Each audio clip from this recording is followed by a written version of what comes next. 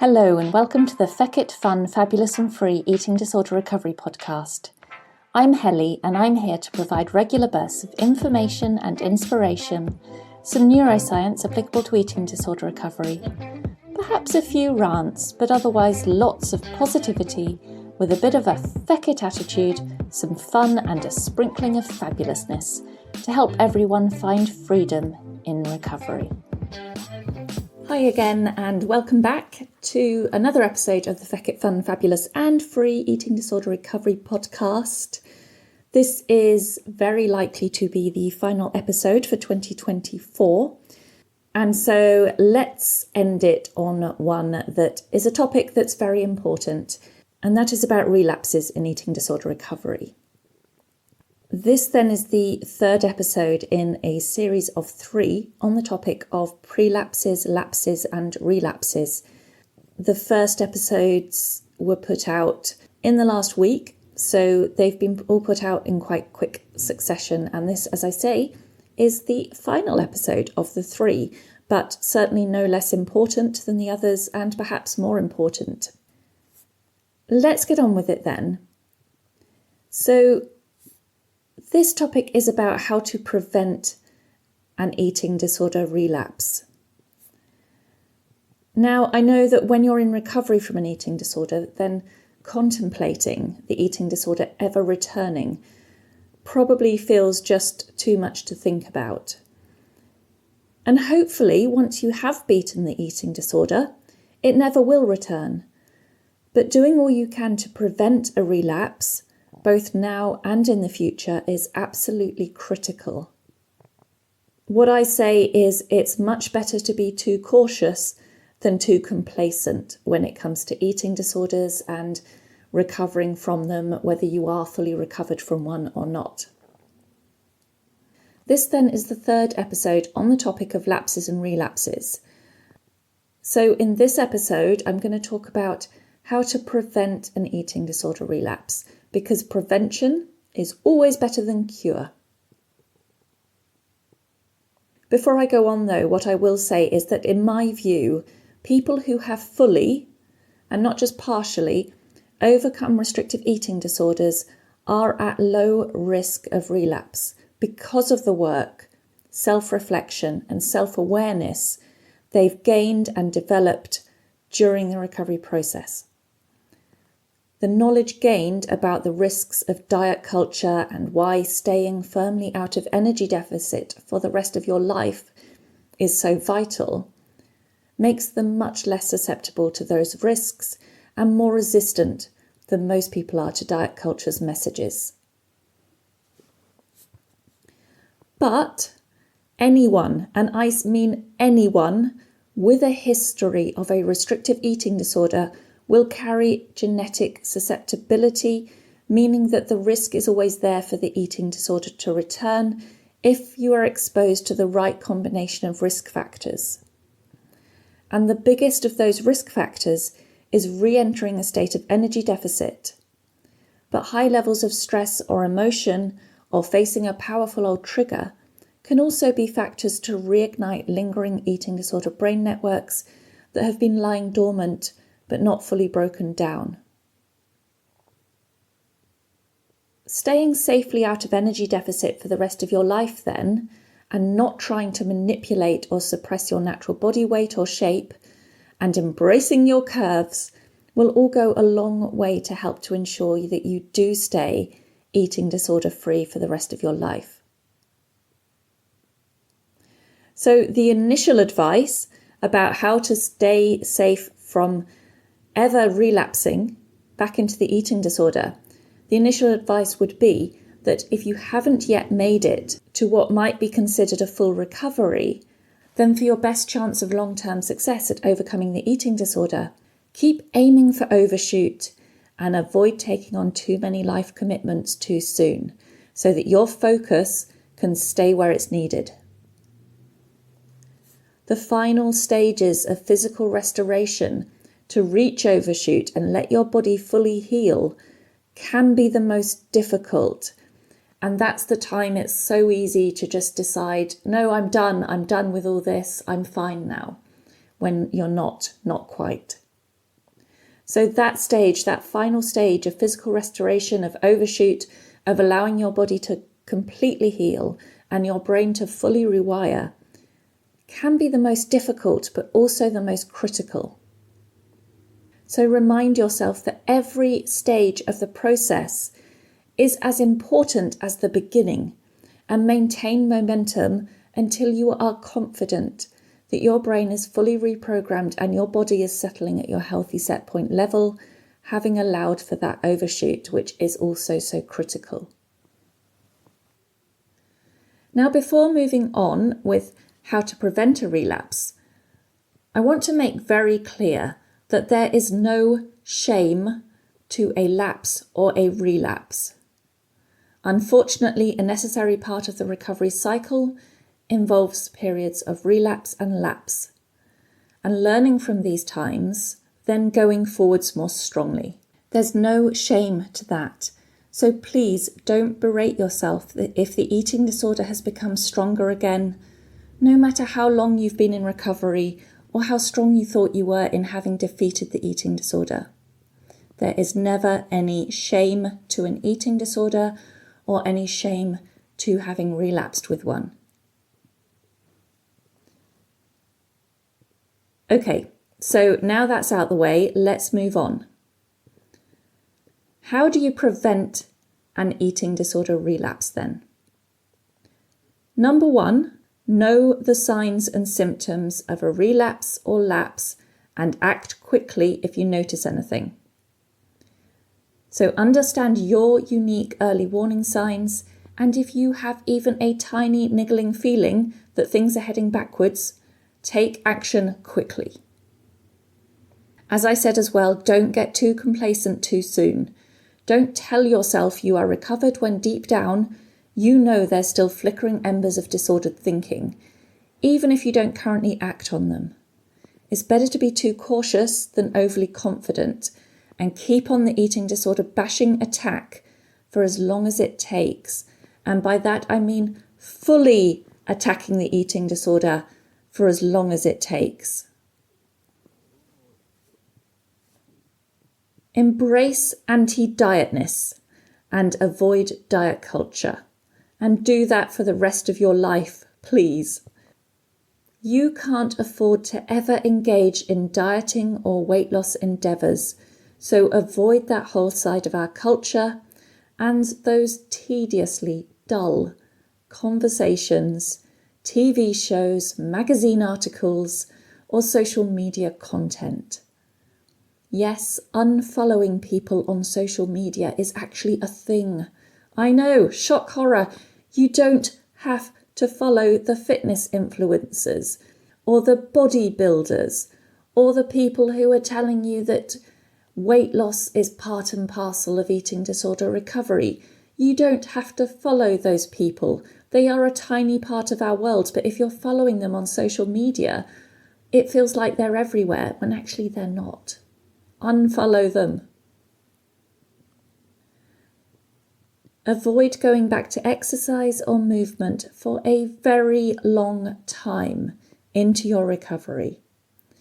My advice would be not to risk exercise until you are certain that you have done overshoot, settled for a reasonable period of time at your set weight, and feel comfortable in your new body with no thoughts to manipulate it, and that you feel confident that your brain is fully changed. Exercise is actually one of the biggest factors to pull people into a full relapse, even when they were very confident in their recovery. The brain takes time to fully embed the new non-eating disorder pathways, and exercise can trigger those old pathways to rapidly reignite again if you risk it too soon. And if you're experiencing resistance to this advice about exercise, then that in itself is perhaps a red flag. The fifth bit of advice I'm going to give you is to notice thoughts to manipulate your weight, shape, to tone up, or just to cut back.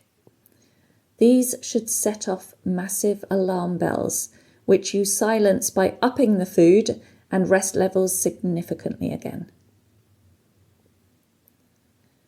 And avoid getting too busy with anything. Over 90% of people with eating disorders have compulsive busyness, making it difficult to be mentally and or physically still. They find it hard to say no to people. They find it hard to just stop and sit on the couch and let themselves be in their own skin. And that compulsive need to always be doing something can feed straight back into the old eating disorder pathways that then lead back to a bit more restriction, old movement patterns, or other disordered habits. Keep your life as calm as you can until you are so recovered, because being comfortable with downtime is critical for life. And give yourself as much brain and life space as possible to consolidate your recovery for as long as necessary to ensure that you have the focus to continue to build and embed those new recovery positive brain pathways. That all takes time, and actually it takes a lot of mental energy and focus all the way through into overshooting, into allowing your brain and your body to settle into your new recovered self. Please, please, if you don't give yourself anything else, give yourself that time and that space and that calmness in your life. Because actually doing that is the most selfless thing you could do. Because if you can do that and allow yourself to 100% fully recover, then actually once you've reached that space of feeling so confident in your recovery, that's when you can give back to the world in ways that you never will be able to while you still have an eating disorder, driving everything and creating that high risk of going backwards at any moment. The next bit of advice would be to know your triggers, whether those triggers are people, places, situations, types of weather or times of the year, clothes, certain jobs or anything else. Know what your triggers are, even from years ago, and remain mindful of them. A trigger to the eating disorder is something that will instantly and subconsciously pull you back to eating disordered thoughts and urges incredibly quickly, even when you'd thought yourself to now be bulletproof and immune. And as I say, it can even be from years ago that then years into your recovery, you thought you were bulletproof and you're faced with an old trigger that perhaps is part of a traumatic part of your past, or maybe it's just something less traumatic or significant in that way, but it's something that will pull you quickly back, even when you thought the eating disorder was all but gone. So hold on to what your triggers have always been. Avoid any old triggers that you can for the rest of your life, and establish ways to manage any that you can't avoid when you know exposure to them is inevitable. My next tip would be to ask the people who know you well to raise any concerns they have if they notice anything sliding. And if people who care about you express concern, they are usually right. If you find yourself reacting with irritability to their concerns, then I'd say they are definitely right. If people around you are worried about you, take some time to reflect with honesty on what's really going on, because I suspect the eating disorder is getting stronger, but there's a level of denial about that. And on that topic still, stay honest with yourself and your support team. If you notice urges to lie to others about food, exercise, how busy you are, or other things that could be considered eating disorder related, then please don't. As much as you can, remain reflective on how you are doing, how you are, and what's occurring. Use journaling if that helps. Adopt self-care measures and give yourself frequent downtime. That's so important for life, really. And keep talking. Talk to a coach, a therapist, or someone else in your life who gets it. while you continue to fully consolidate your recovery so that any slide backwards is caught quickly. And if there are life changes that will help keep you safe, then making those life changes can be a very good way forward. And that could be in any area of your life to help to ensure that old habits don't slip back in. Yes, of course, change can be hard and frightening, but it also can be life-giving, leaving you wondering why you didn't do it sooner. Also be mindful that times of immense stress in your life can put you at high risk, even when you're in a stage of what you might consider a more solid recovery. People who've been doing well in recovery can face a big life stress and only later realise that the eating disorder has crept back in and the timing to the relapse coincides precisely with the life stress event. Just like any addiction, times of stress will be when your brain will subconsciously seek the best way it knows how to cope. So if you have a bereavement, a job loss, divorce, or other significant life event, it might be wise to talk again to a coach or therapist just to keep you safe through those difficult times in your life. Then I'd also advise that you test yourself regularly in a playful way against the eating disorder. What was it with the eating disorder that you always resisted doing the most? Perhaps it was a duvet day, staying on the couch with lots of food because you could.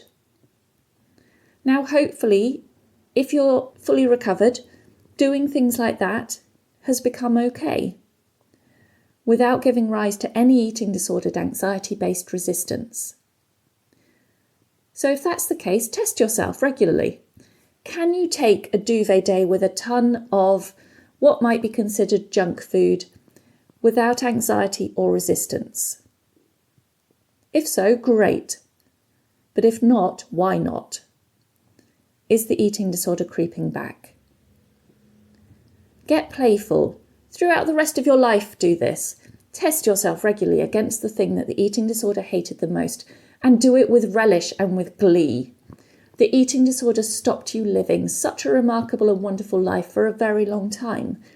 So do the things that the world might consider a little bit naughty, like duvet days with a ton of food, and do it with glee because the eating disorder made your life hell for so long, and now it's okay to actually enjoy doing these things and give yourself the opportunity to do them with comfort and with ease, and sticking 2 fingers up to that eating disorder past.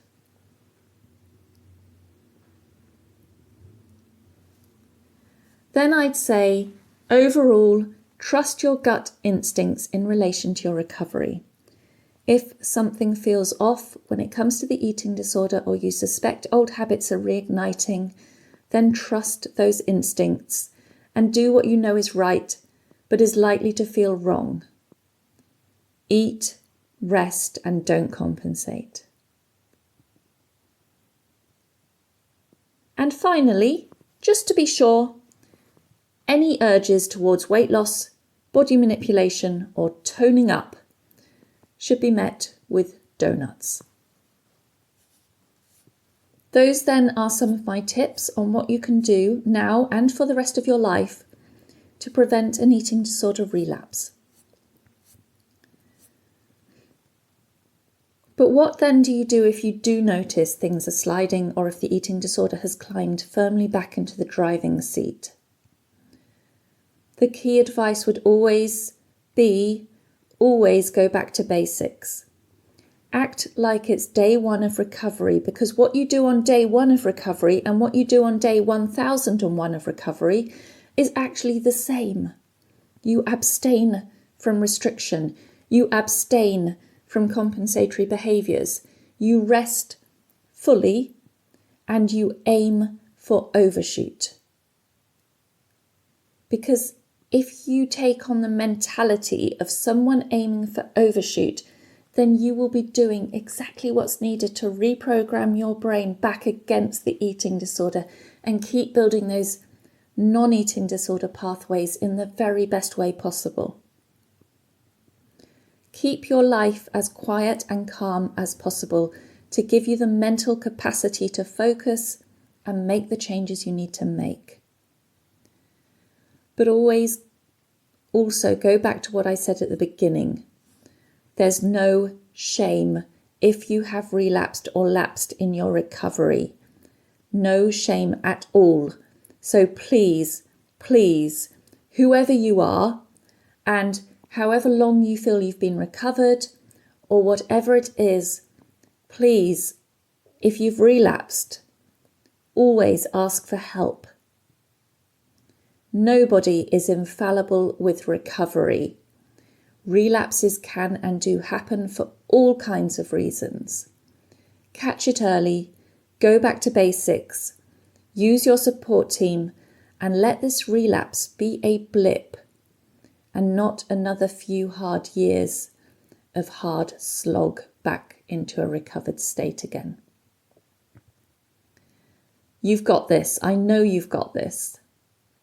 So that's this little episode then. That's the final episode for 2024. I know it's not nice to have to think about relapses when you're still trying to overcome the eating disorder, and you want to believe that when you fully overcome it, that's it for the rest of your life and the eating disorder will be firmly in your past forever. And yes, hopefully, the eating disorder, when you have beaten it fully, will be firmly in your past forever. Although it's always, of course, going to have formed the remarkable and strong and amazing person you will be in your future.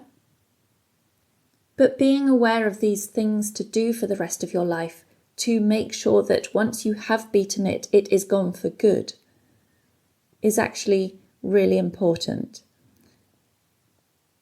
It's not a downer to think about prevention and what you need to do to stay strong and healthy and well mentally and physically in your future. That's actually a positive thing. To be able to not get complacent, to be able to say, yes, I had an eating disorder in my past, and yes, there is always that risk, however tiny it might be now, that it could come back one day if the right risk factors come along. Actually being able to admit that to yourself and to the people around you is something that shows a certain amount of strength and maturity. And that's not a negative thing. That is the most positive thing. Hold on to that for your future. You will beat this eating disorder. And when you do, I hope that you are as bulletproof as possible against it and that it never comes back. And if you put in place these things to do all you can to prevent it, then that's all that anybody can ask of you. And that's all you can ever ask of yourself. So with that being said, a lot of the information in these last 3 episodes was also taken from my 2 books, Addicted to Energy Deficit and Aiming for Overshoot. So if you haven't read them yet, then if you think they might help you, maybe they would be excellent Christmas presents for yourself. Or else there's some electronic libraries, you don't even really have to pay for them, where you can just borrow them electronically to read them and then return them again. So go read them if you think they might help you. It also helps me out to help carry on what I do if you do buy the books or borrow them. And otherwise, have a good end to the year. I know it's a challenging time of year for a lot of people, but decide you're going to just go for it this year. End the year on a high. Take care. Have a great day. I'll speak to you soon. Bye-bye. Thank you for listening to the Feck It Fun, Fabulous and Free Eating Disorder Recovery podcast. Don't forget, eating disorder recovery doesn't have to be boring and doesn't have to be serious. Now go and grab yourself some food and have a fabulous rest of the day.